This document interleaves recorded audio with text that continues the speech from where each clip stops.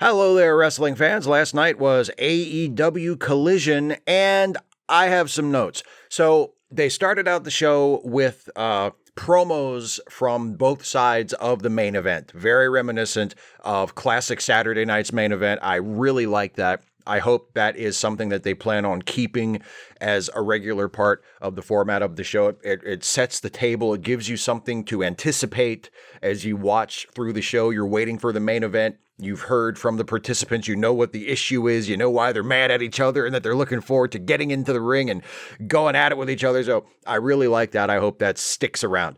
The next segment was the announcement of who Sting and Darby Allin's tag team partner will be in the 6-man versus Jericho and Suzuki and Sammy Guevara at the pay-per-view, which is tonight. And it's Tetsuya Naito, which is who I figured it would be because they said it was an old enemy of Jericho's from New Japan. And Jericho only worked with a few people while he was doing his New Japan dates. So, you know, Okada's already on the show. Omega's already on the show doing other stuff. So it's like, who else could it possibly have been? I think, did he wrestle Tanahashi? I can't remember if he wrestled Tanahashi in New Japan or not. But Tanahashi's got other stuff to do on the show. So it's like, okay, Naito is pretty much the only one left, and that's who it was. Jericho at one point said to the crowd, they were in Toronto this week, and Jericho at one point said he was talking shit about Toronto, and he explained it because he wasn't from Toronto. He said, "I'm from Winnipeg, you idiots," which is a very deep cut. So next was a Tanahashi versus Swerve match, which I liked. I thought this was a good match. Tana wins to look good ahead of his match at the pay-per-view. He is wrestling MJF for the AEW championship. At Forbidden Door, there was a spot near the end where to me it looked like a botch, but maybe it was a planned spot because they had been focusing on Tana's bad knees during the match. So maybe it was an intentional spot, but to me it looked like he slipped. But he was going up to the top. Swerve was prone on the mat, and Tanahashi was going up for his finish, the high fly flow, which is his version of a frog splash, and he slipped getting up to the top rope and kind of stumbled back down onto the apron, at which point Swerve jumped up and started punching him and attacking him, and they climbed to the turnbuckle together, and then Tana knocked him off, and then Swerve was down again, and then Tanahashi landed the finish and won the match. And if that was a botch, I just want to single out Swerve for quick thinking in that moment, instead of just leaving Tanahashi up there high and dry to screw up and then have to climb up and try to redo the spot because it was literally the finish of the match. He improvised and jumped up, and they had a little quick brawl in the corner so that Tanahashi could knock him down again and hit the finish, so that it made Tanahashi look a little better, took some of the heat off of him if it was a screw up on his part. And it reminds you that, oh, hey, these are supposed to be fights. They're fighting. They're having a fight. And in the context of two guys having a fight, if you're lying down on the mat and you see the guy about to jump on you, slip off the rope, and you have the strength in you to get up, maybe that's the point where you pull your ass up off the mat and you go after him and you take a few shots at him and try to get back into it. So it makes sense within the psychology of the match. It reminds us, oh yeah, these are supposed to be contests, you know, not just cooperative exhibitions. And I really, really liked it. I think Swerve should be one of the top stars in AEW, in all honesty. He lost this match. He should have lost this match. Swerve should not have defeated Tanahashi the night before Tanahashi was getting a world title shot. So the booking makes sense given the fact that they did the match. But Swerve has been taking a few high-profile losses on TV lately, and I think that is one of the unsavory side effects of Tony Khan's awesome match-based booking style, where he puts these matches on TV because, oh, what an awesome matchup. The fans will love it, you know? And a lot of times it's between two wrestlers who really shouldn't be wrestling each other at this point because neither one of them should be losing. You know, they're both kind of on the rise, and it's important that they both stay strong and stay competitive and win their matches on TV. So neither one of them should be losing, but then you put them on TV for this awesome match and one of them's got to lose.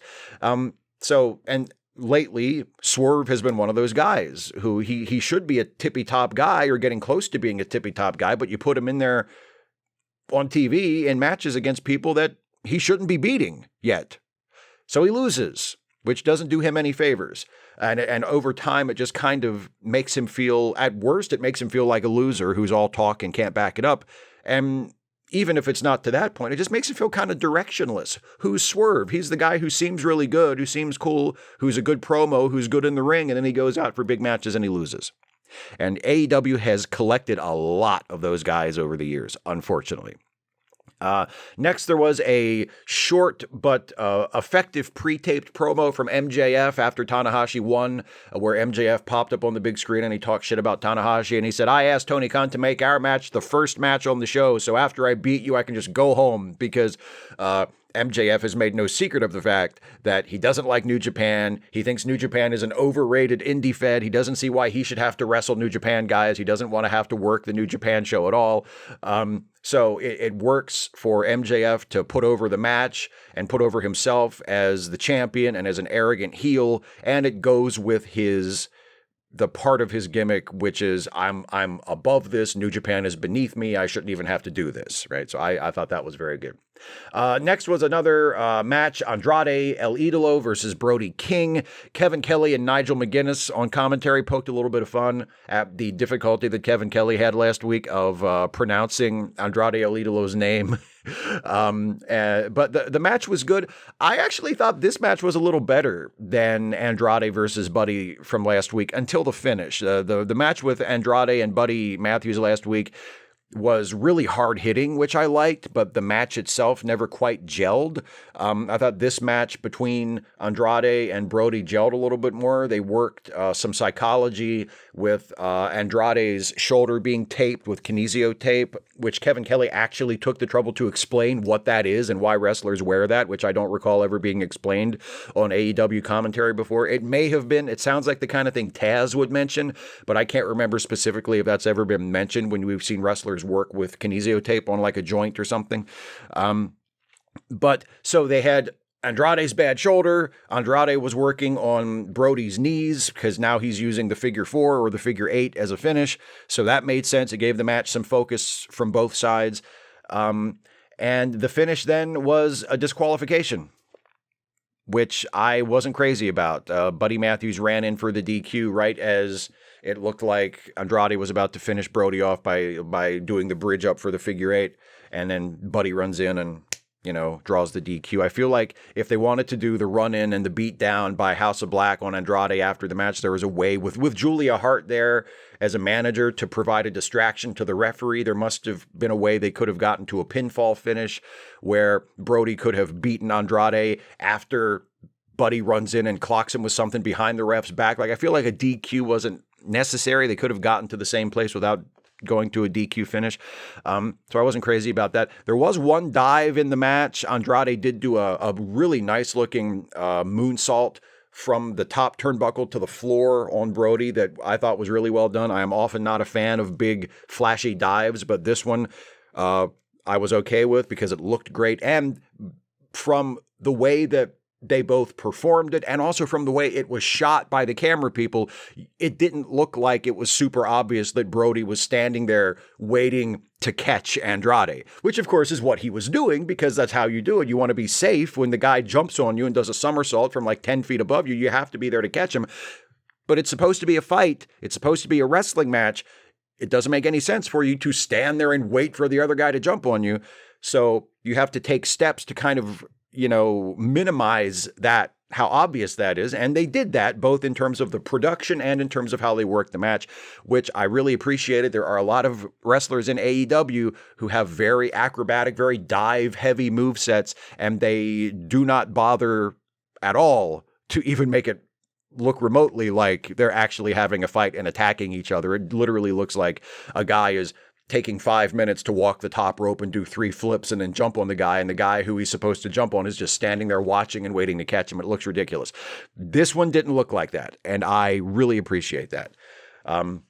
Then there was a good heel promo from Christian Cage, who came out with Luchasaurus, who defeated Wardlow for the TNT title last week, and Christian is still acting as though he is the champion and not Luchasaurus, and he has the TNT title over his shoulder. Luchasaurus doesn't even get to touch it. Tony Schiavone is doing the interview in this. I like Tony Schiavone. I like Tony Schiavone in general. I wish that he had a role more suited to his talents on AEW TV. I wish they allowed him to be a lead announcer instead of like the third wheel on the Dynamite announce team.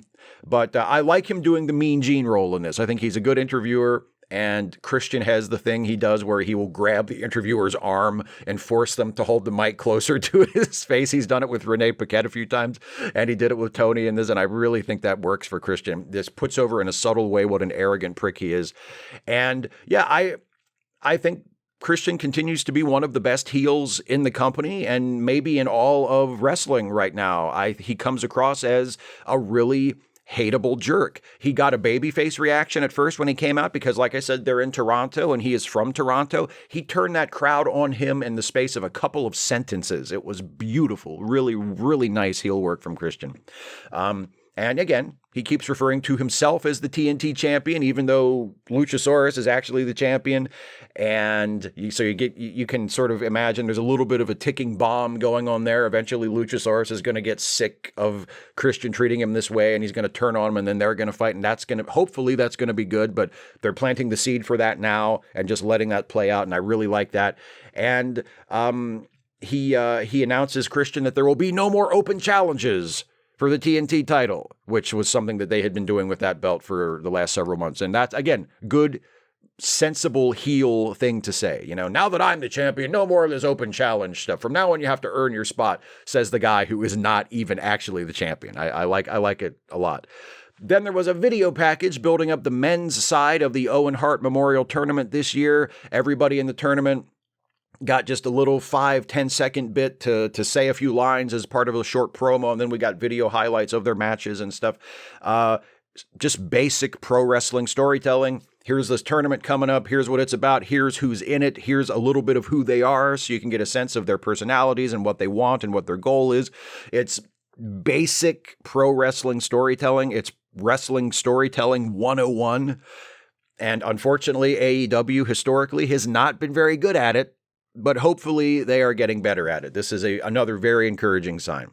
Next was Willow Nightingale versus Nyla Rose, and this was an Owen Hart tournament match in the women's half of the tournament. I really, really like both women. I wish that they were among the top stars in the women's division. Instead, they're both just kind of floating sort of in the middle. Nyla, at one point, was the women's champion, but after she lost the title, she has kind of drifted back down and is just one of the roster now. There doesn't seem to be anything particularly special about her, which is a shame because I really like her. And same thing with Willow. I love Willow. Willow won the match, and rightly so. She's been on a little bit of a roll lately in AEW and out of AEW, but AEW has acknowledged some of the success that she has had outside of the company, but it's been with New Japan, so it makes sense because they have the working relationship. And yeah, I mean, Nyla has not really been setting the world on fire lately, but she is a former women's world champion, so it really helps Willow to beat her and to move on in the tournament.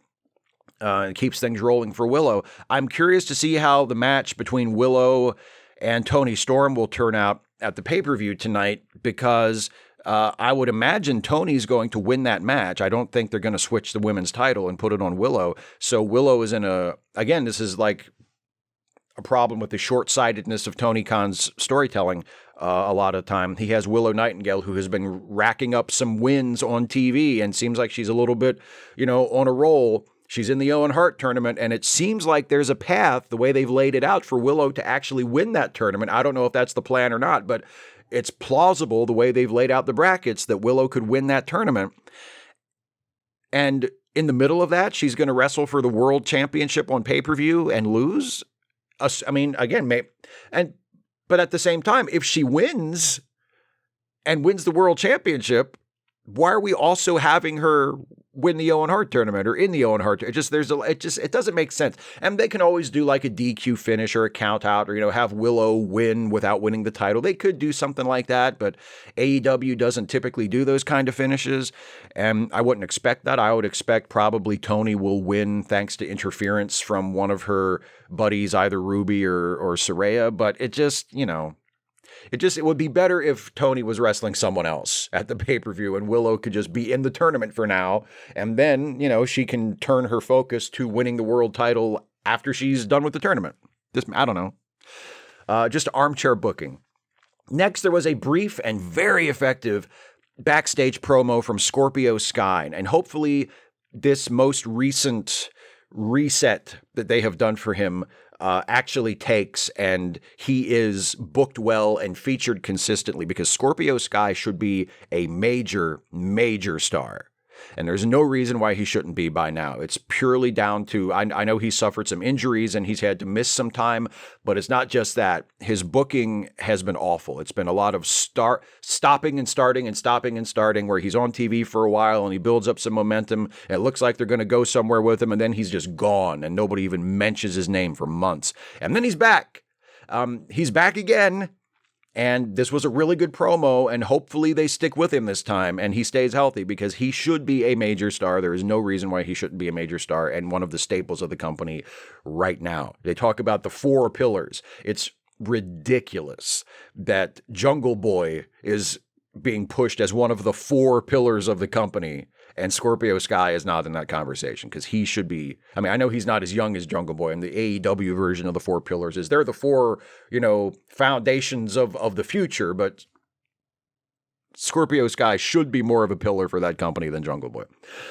Next, also, another guy who's been completely underserved and screwed over by the storytelling, by the booking. Powerhouse Hobbs comes out, does a really good-looking squash of Jeremy Prophet. He looks dominant. He looks brutal. What I just said about Scorpio Sky goes double and then some for Powerhouse Hobbs. And hopefully, again, this time with Hobbs, they're serious and they stick with it and they actually go somewhere with him. Because there is no reason why Hobbs should not be one of the top stars in the company at this point. There are few, if any, potential top stars in AEW who have been served as poorly by the way they have been presented on the show as Powerhouse Hobbs. He's another guy like Scorpio who would be on TV for a while, then he would disappear, then he would come back, then he would disappear. They did a reset with him several months ago. They started giving him vignettes where he was talking about the Book of Hobbs, which I liked some of that. And then they gave him an actual book that said Book of Hobbs on it. And I was like, oh God, that's so corny. I don't know why they had to actually give him a literal book, but whatever, they were doing something with him. And he came on TV like once with that, and then he was gone again for weeks. And then he came back and he beat Wardlow for the TNT title in a way that made them both look bad. And then he lost the title back to Wardlow like a few weeks later, and then he disappeared again. So hopefully this time they're serious and Hobbs is actually on TV consistently, because if he's on TV with matches like this, where he squashes guys and looks like a monster, looks like a badass, do that on TV where people can watch a few times a month. In 6 months, he'll be a major star. He'll be a major star. It doesn't take much when you have a guy like that who is that impressive and that physical and that credible in the ring. And he has personality. You believe his ferocity. He's not a terrible promo from what we've heard him talk. I mean, he's not like Roddy Piper or anything, but he's not terrible on the microphone. Just focus on him, consistently give him TV time, make him look good, and the sky is the limit. I mean, no pun intended for Scorpio Sky. I mean, same thing applies to him, but so hopefully they stick with him this time. Also, at some point earlier, I forgot to mention it in my notes, but Miro had a backstage promo as well. Same thing goes for Miro. I talked about him last week. Put him on TV, make him look good consistently for months, and you've got a star. Like, it's it'll take care of itself practically. Time for the main event. The main event was an 8-man tag this week after a 6-man tag last week. This week, it's CM Punk, FTR, and Ricky Starks versus Jay White, Juice Robinson, and the Guns, Colton and Austin. The crowd boos CM Punk. Kevin Kelly noted when Punk came out, we are not in Chicago anymore. The Toronto crowd, at least a very large portion of the Toronto crowd, was not happy to see CM Punk. They booed him as soon as he came out, and he immediately adjusted and rolled with it, didn't seem rattled by it at all, knew exactly what to do. It's one of the reasons why Punk truly is one of the best in the world. It's not just that he's a good talker or he's good in the ring in terms of moves and stuff. He knows what to do. He is always relaxed. He is always comfortable. He is always confident. There are a couple points during the match where there were competing chants, where a group in the crowd got a pretty good CM Punk chant going, and then they were booed down or they were countered by, CM Punk sucks or something like that. So that went on for most of the match. And Punk, again, rolled with it. He didn't work heel in the match per se, but he would do things that he knew would antagonize the anti-Punk portion of the crowd. You know, he would hit a move and then do a double bicep because he knew that would get the boos. Or after he tagged out at one point, he went down on the floor and he started doing push-ups. He would do stuff like that, heel-ish stuff that he knew would get people to boo him who didn't like him, but he didn't actually work as a heel in the match. He wasn't cheating or distracting the ref or doing anything like that. He was working as a babyface in the match, and he actually wound up being the babyface in peril in the match, where the heel team kept tagging in and out and working him over and wouldn't let him tag out. And then he got the hot tag to Ricky Starks, who everybody loved. Like, they cheered everything Ricky Starks did, and it was great, because I really like Ricky Starks as well. And again, see what I said about Powerhouse Hobbs and Scorpio Sky and Miro. And Swerve at the beginning too. Like, people on the roster who should be tippy top guys, but they've lost a bunch of matches on TV because they got booked in matches against people that they shouldn't be beating because Tony thought it would be a good match. Ricky is exactly one of those guys, and he loses this match. I mean, I was a little surprised to see the heels win at all. I'm not upset that the heels won. I think that's fine. The heels need to win, especially Jay White and Juice, since they just came in. If they want to push Jay White and Juice Robinson as like serious top level heels, they need to win matches on TV. So I don't have a problem with them winning this match. And of the four guys on the babyface team, I guess Ricky was the one who was, most appropriate to take the fall. But it sucks that Ricky lost another TV match when, again, he should be being built up as one of those top guys, which should mean not losing very often on TV at all. But a good match, a good main event match. So overall, I thought this was another consistently strong show. Like last week, there was no match of the year candidates. Nothing was like mind-blowingly awesome, but there was a lot of stuff that was very good. Nothing was bad. Nothing was even remotely bad this week. There was a consistency in style once again. No one overdid it. No one went crazy. There were two dives in two different matches. I think they both made sense. They both looked good.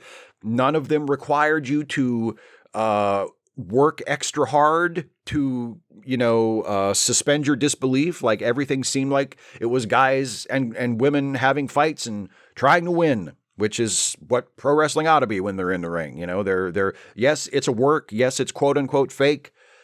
But during the show, there should be the illusion that it's all real. And when they're in the ring and the bell rings, they're having a fight. It's a fight. It's a match, and they're trying to beat each other. And you get that impression from all of these matches. So, I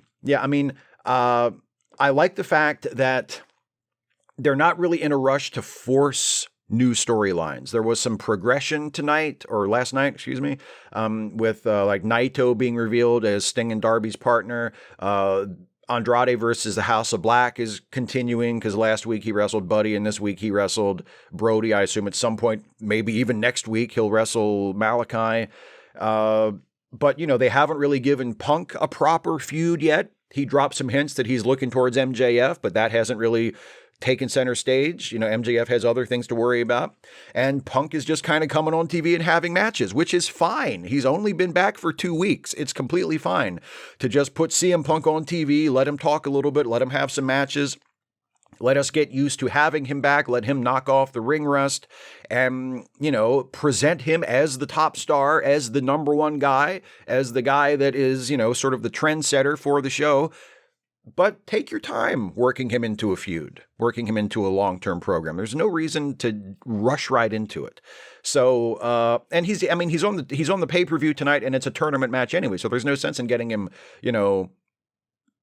shoved into a feud right away when his first pay-per-view match is for a tournament anyway, So yeah, good show.